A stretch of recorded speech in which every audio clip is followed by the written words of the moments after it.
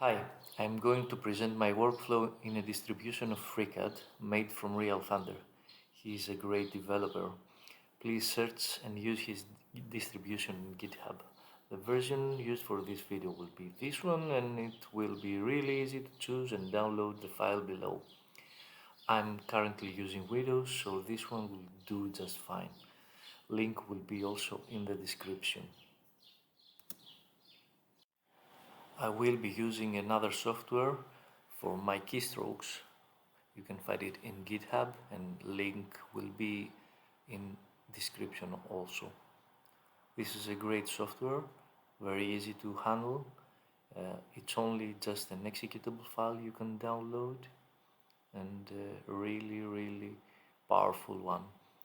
There are a lot of settings, and you can navigate also to the section with some donation for the distributor, and the license for this software is Apache version 2. By now, I'm sure you have noticed the indication below the cursor, wheel up, wheel down, left click, right click, middle click or scrolling. And also there will be Shift, Control, Alt keys presented near, and additionally there will be a rectangle that presents all pressed keystrokes for you in order to follow. Generally speaking, I'm using always the shortcuts that the program provides, so I try to do my life easier and learn those shortcuts while using the program. Here you can see that FreeCAD has quite a lot of shortcuts, and this picture here is only for the sketcher workbench. So actually, because of a lot of workbenches, these are populated, and it might be overwhelming to know all of them and just use them.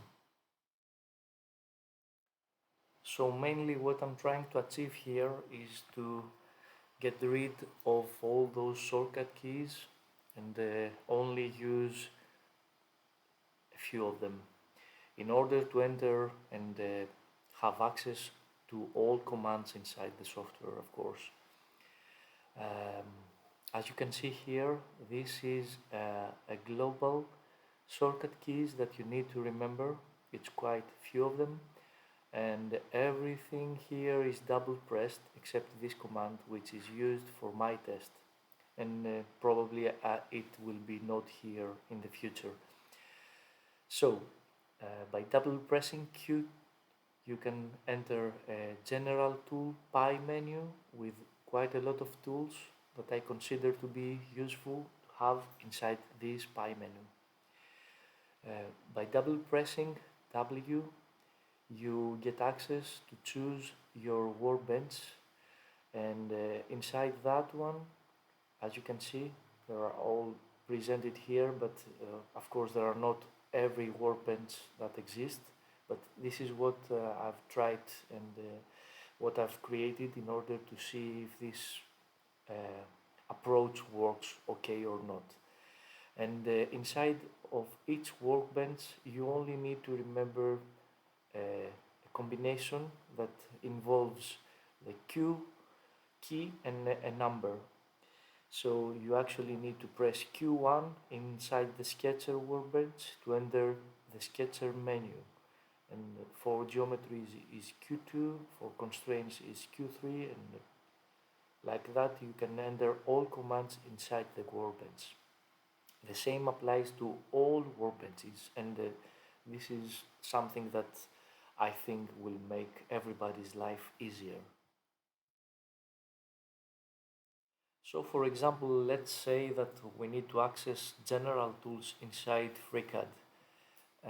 That will be by pressing double time Q in our keyboard, and we get the first level of the pie menu of general tools. There are a couple of ways in order to access the next command, and that would be left clicking your command or just pressing a number from 1 to 8, and this number correspond to position 1 would be always the top position, and clockwise you can count until 8 to be this command. So this is the first level for the general tools, and in order to access the next level, if it exists, in our case it really exists, and there are a couple of ways here also, and you can press Q and will lead you to this menu, or you can scroll wheel down with your mouse and you get this menu again, or you can drag left click outside the pie, and this can be either clockwise or uh, the rotation could be anti-clockwise. The FreeCad will follow your uh, dragging and present you with some of the next tools until you fully clockwise. Last option would be that doesn't matter what is your level of your toolbar, you can always right click at some point and you get the full command list on a vertical list. This is a really also nice thing to have. So let's get more practical, and inside FreeCAD let's create a new document. You access that by double pressing Z and pressing U. So here we can check all our toolbars, and that would be general tools. And in order to enter the next level, I press Q again, and let's check the next level and press Q again. And as you can see, the missing icons indicates that this is really our last level. We can go back by pressing W 2 times, and this is our first option, let's say first level. And escape, of course, will get us out of the toolbar. Let's check Workbench's toolbar. We access it by double pressing W, and this is the first level. I normally use number to navigate through these options, but you could also left click and change your command. Let's check another way to navigate through, and that would be by dragging this way or counterclockwise this way, and then choosing, of course. But in this case your option will be here 1, and if I go on the start level, that will be 5 if you need this workbench.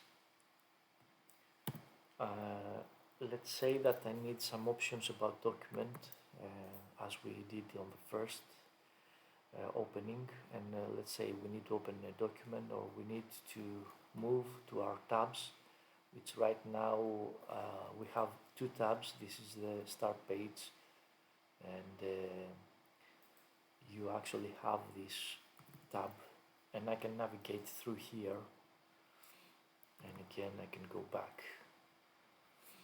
And let's say that we need some selection tools we could do while we're working, and let's see if this one has another level, and it does, and that's the last one because we're missing icons. Great. And let's see now our view selection,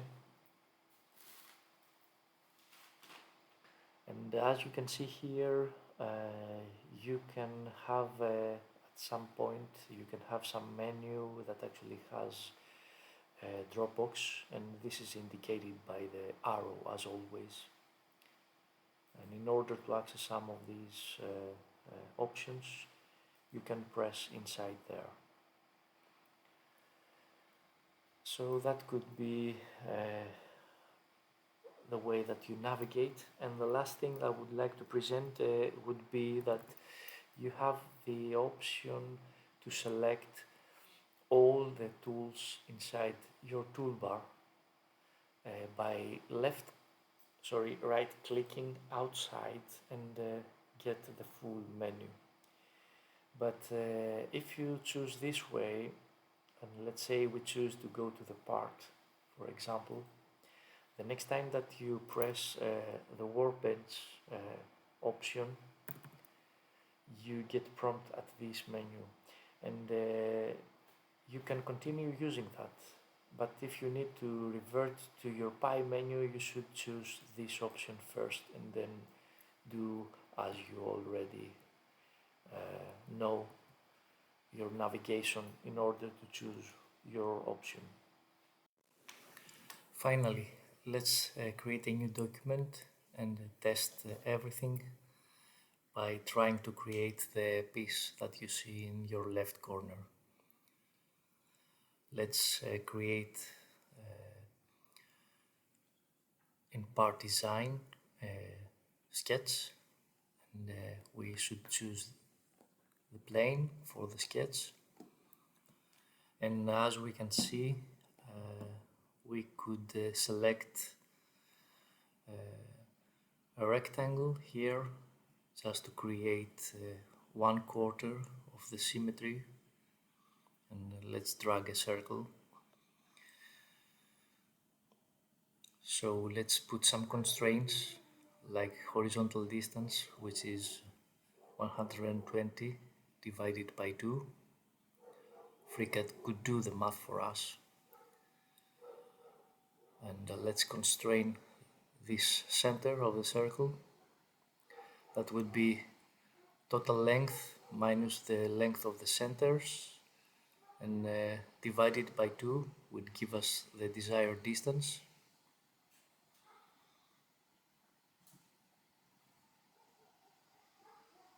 Okay, now let's put the other length, that's 80 divided by 2, and let's constrain in the circle center again 80 minus 50, which is the circle centers, divided by 2.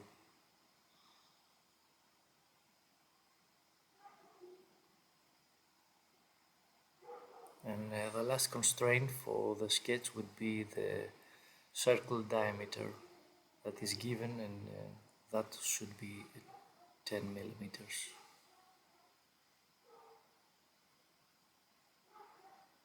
So after having this fully constrained, we could extrude it using pad, and as we can see, the length, total thickness would be 15. Okay, so now we have 1/4, and we could use symmetry in order to create the complete bottom part. So now we choose the reference plane for the first mirroring, and again we mirror to another direction using probably the XZ plane, which is not what FreeCAD suggests right now, so we put it manually, and because we need both parts, we should check here both parts in order to have our symmetry completed. And there is one minor detail missing right now. That would be a symmetry cut on this area that you can see in the drawing. So we choose the plane, create the sketch. That's a minor bug maybe. So let's create our sketch using a rectangle, and let's constrain the thickness, but We could also use external geometry here, but I've already constrained it to the x-axis, as you can see. So actually we don't need to put the external distance, and that thickness is about 5 millimeters, and the total length is 60, as I can see. And we could just symmetry this point to the middle point, or since it's a symmetry, you could just give the length of 30 between the middle point and one of the edges. So our cut needs to be through the part, and that would create the final detail for the bottom.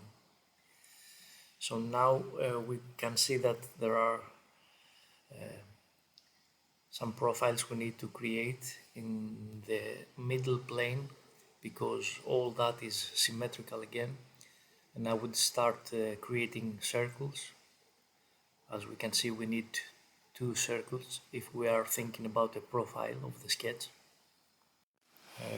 Projected in our chosen plane, so we constrain the first one 17 millimeters and 50.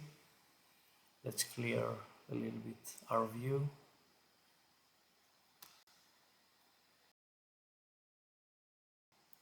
And I would create a rectangle starting on the edge of my big circle, and of course I'm missing some reference here, but it's okay, we will add it. So let's first add the total thickness of 10 millimeters, and next detail we need to constrain this point because this is touching the circle, as you can see here. And we just check right now if this last constraint gives us 5, so we actually know that this is on the center. And of course we don't apply that because it's already constrained. We need the reference in order to put some constraints here, like that point to this point, and that would be 30 to the center and 60 for the center of the circles. So the vertical distance is 60.